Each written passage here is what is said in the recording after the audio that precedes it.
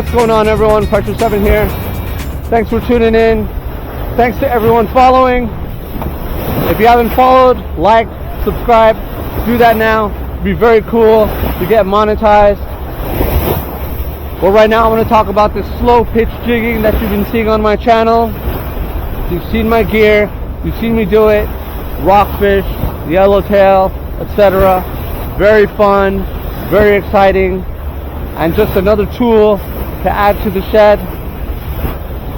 Now, I would say if you're going to get into this slow pitch jigging, do your research, you know, read the articles, get online. There's plenty of resources out there, or you can just follow me and I'll help you out as best as I can. I've had people hit me up on my Instagram at Pressure 7. I'm on Facebook as well. If you want, hit me up. I'll show you what I know. I'm still learning. It is fishing, so it's an art and everyone's still learning, even the pros. So now let's get into this real quick. So initially, what I would say do is look for a nice slow pitch jigging rod. Don't go too expensive, because they do get really expensive. Initially, when I first started, I bought a Shimano, I think it was a Talavera, something like that, 300 gram max, I believe it was. It was only like $110. Very nice rod. You can fish it. My boy fishes it still. My daughter fishes it for jigging. They're kind of starting out on it too. My son likes it a lot, and that's paired up with a salted, right? Versus my Daiwa Saltiga Lever Drag 35. I have a couple other Saltigas, and I'm running these Jigging Master rods, right? This is what I chose to go for as far as like making my big purchase of, you know, the high end. And this isn't even that high end, but what I'm going to be fishing with, what I like to fish with, the system I'm working with. Alright, so find yourself a nice rod, cheap to start off.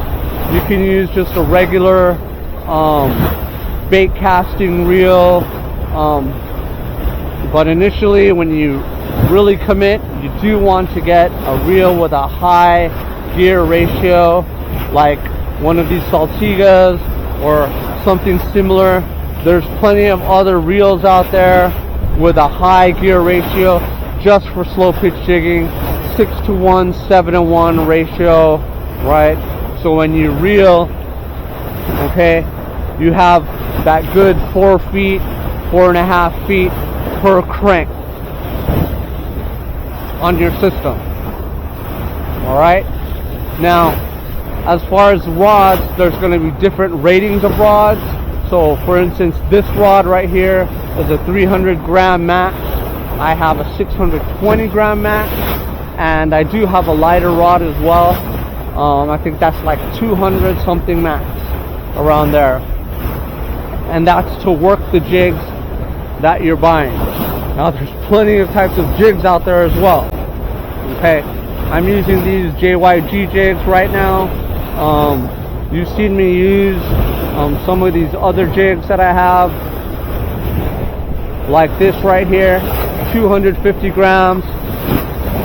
Find a jig that you like, buy all of the weights of that jig, right? Because if you stay consistent with the type of jig that you'll be fishing for the system, then you'll be able to fish the same way with that jig, instead of having to adjust to different types of jigs for whatever trip you're on. So if you're going to work, I would say work one jig, right, initially, right, bring it out on the boat, pull up and see how it falls in the column, okay? Because that's essentially what you're going to be doing. You're going to be working the jig, and it's going to fall in the column a certain way. This one falls kind of, I believe it falls kind of like that, right? It doesn't dart as much as one of these, okay? This kind of darts a little more erratic, right? versus this type of jig right here. Sorry, let me get that in my pocket. This jig. I believe this jig falls kind of like flutters sideways a little slower down the column. Alright? So get a jig you like, buy all the sizes as much as you can. I would say choose jigs that have maybe 100 gram, 200 gram, 250, 300, 400, 500, like that. Just a full range of jigs, same type. So when you do bring it out, you have a full range of jigs, and you can work whatever depth that you guys are fishing that day, or if you guys move to a different spot or whatnot, you have the freedom to change that jig up and still fish that same style, right? Work that jig the same way, whether it's a light jig or a heavy jig. If that makes sense, let's move on. So, the slow pitch jigging technique, it kind of works like this. It actually does work like this, right? As you load the rod, right, you want to let the rod pitch the jig by itself, right? So you're going to load the rod up, you pitch the jig, the rod will pitch the jig. You let the rod work the jig. Not so much you working it as much, but you want to lift up a nice lift and let the rod, I want to make sure you guys get that. When you lift the rod, let the rod pick up the jig. So as you lift, right, let the rod unload it, the jig, and then what's going to happen is the jig underwater is going to pitch up and then do its flutter. Whatever type of jig it is, it's going to have its own little action, right? So for instance, in this case, with this jig, it flutters kind of like this. So that's what this is going to do. After you lift up, it pitches it, and then it's going to flutter down, right? Now, along with that, what we want to do is, when you're slow pitch jigging, is you want to stay vertical in the column, in the water column, right? You don't want your line to be traveling out there. If your line's traveling out there, you want a heavier jig so you can stay vertical in the column and work your jig up the column. So, for instance, let's say this is the water column and your boat's right here, right? You're going to essentially drop your jig all the way down to the bottom. Let it hit the bottom, right? And start reeling in the slack. And then you're going to start jigging up. You're going to pull, you're going to load the jig, it's going to come up, and then you're going to be fishing this area right here. But what if the school's up here, right? So what you have to do is, when you load the rod to work the jig, when you load the rod to pitch the jig up, right, and it falls down, you don't want to just be working just that area only all the time. Because what if the school's a little higher, right? You want to get that jig up in front of the fish's face so you can get that reaction bite, right? Because that's all this is. The slow pitch jigging game is to work the jig so you can get that reaction bite, right? So, as you load the rod, as you get the, sorry, I'm not trying to hook myself, you guys. As you load the rod, boom, right? Boom. Each time you lift to load the rod, you're going to want to give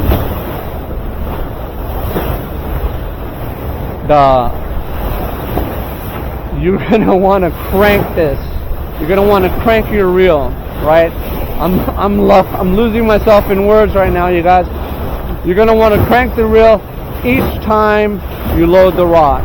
So you're going to give either a full crank as you lift, so one full crank as you lift, boom, boom.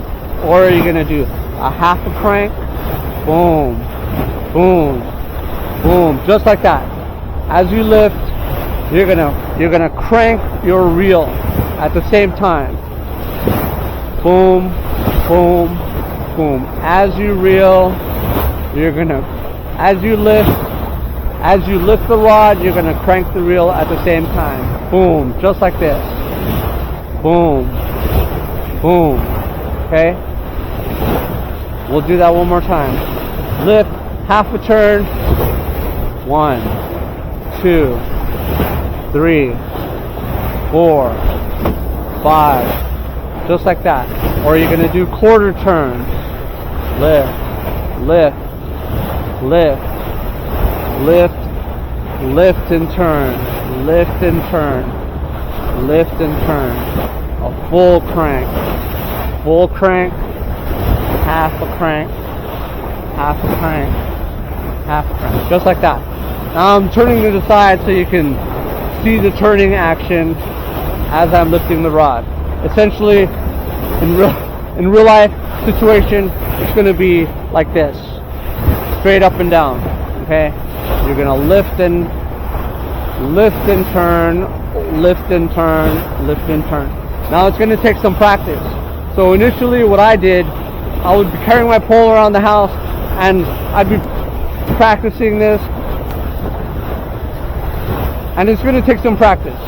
Initially, when I first got my rod and my reel, I was practicing this around the house all day long, like in the living room, you know, like with the air, just boom, boom, boom, and whatever rhythm you can get, work with it. And if that's your rhythm, then that's your rhythm. That's how you're going to work it. All right. So let's get back to the water column. So now you drop back. This is our water column once again. Your jig is right here. Now the fish are up here, as we said in our example. That is why you want to load the rod and reel at the same time, so your jig is working up the column and passing that spool. You're getting that jig in front of those fish's faces to get that reaction bite. All right. Now, as you reel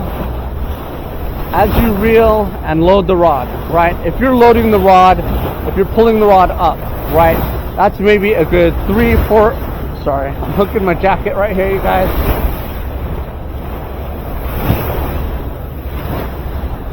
Okay, as you're loading the rod, right? You load the rod, boom, right? And it comes up. This essentially is like 4 feet, right? But each crank, full crank of this reel in this example is 4 feet as well. So what's happening with the jig is coming off of the floor and then dancing down. And it's shooting up maybe like 8 feet, 7 feet off of the ground. And then it's coming down, right? And after you load the jig, right, you want to follow the slack down, right? Not too much, not too fast. You can go fast and watch your line, right? And you can see the bite, right, if you're watching your line. But if you're following your line, you can actually feel that bite when this is on the drop. You're going to get bites on the drop. You're going to get bites on the load. So it's essential you truly watch your line. You pay attention to your line. All right. Especially if you don't have an acid wrapped pole where the guides end up upside down, because you don't want to destroy your expensive slow pitch jigging rod by the line wrapping around, and then you pull up hard and then your guys get pulled off by the braid, right? Because that will happen. I've seen it happen to people. It happens. Okay, so be mindful of your line. All right. So as you give, let's say you give a half turn, right? You're lifting up a good 4 feet. Half turn will be 2 feet in this case, right? So you're your jig's gonna come off the ocean floor 6 feet, it's gonna come down, right? And then you do it again. And then you do it again. So that's 6 feet. And then you do it again. Now, as you're loading the rod and reeling, you're bringing the jig up the column, right? Because we're reeling as we're loading the rod. We're not reeling in the slap. That's the difference with other types of fishing that I'm used to, or I was used to before, where you pump the rod and you reel in the slap. Pump the rod, reel in the slap. Like with slow pitch jigging, you're reeling in as you're loading the rod and bringing the jig up the column. So there's no reeling in the slats, right? So as you're jigging and loading the rod, right, you're essentially bringing the jig up the water column, right? And then hoping to get that bite. If you don't get a bite, drop it back down to the floor and then start again. You're going to start again. Boom, boom. Lift and reel, lift and reel, lift and reel, lift and reel, right? 10 turns of this is like 40 feet up the column, right? 20 turns, now you're 80 feet up the column. So we start here, 40 feet, 80 feet, 120 feet. After 30 turns of the reel, we're going to drop back down and then start again. And we're going to drop back down and start again, just so we can get the jig past those fish's face and get that bite. If that makes sense, go get your stuff and get out here on these trips, and let's do some slow pitch jigging and catch some of these fish. It's Pressure 7. I'm out. I hope that helped out, right? I make my own assist hooks, right? I'm going to drop a video on that. Tune in, like, subscribe. I'll see you guys out here on the boat. If you guys see me, say what's up. Let's catch some fish. Until next time, you guys. Okay, go all the way to the bottom. We'll work it up the column.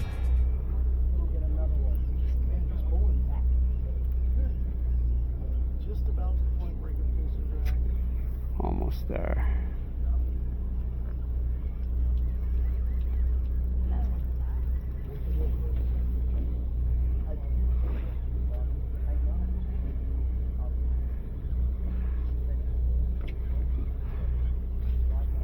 Okay, that's bottom.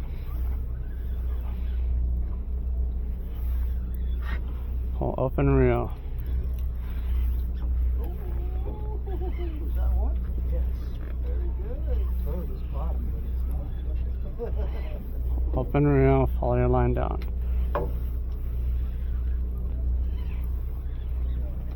Got him? Half turn. Half turn, half turn, half turn and up, half turn and up. Chili. He's a flanker.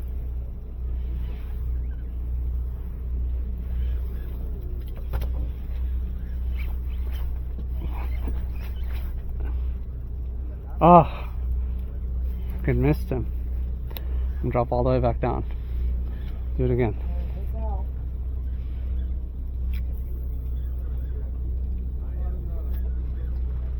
Okay. So now we're at the bottom. We'll lift up and turn.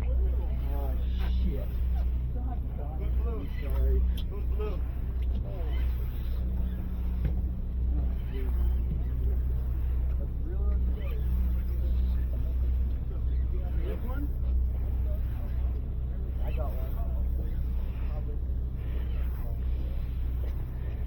Lift up and turn, and let the pole finish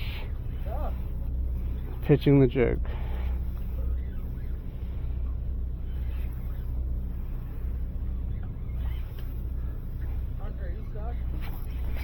There it is.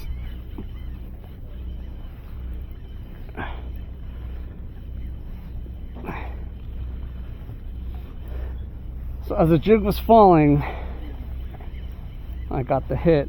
You felt it in the pole, saw it in the line, and then you just start reeling up. Simple as that.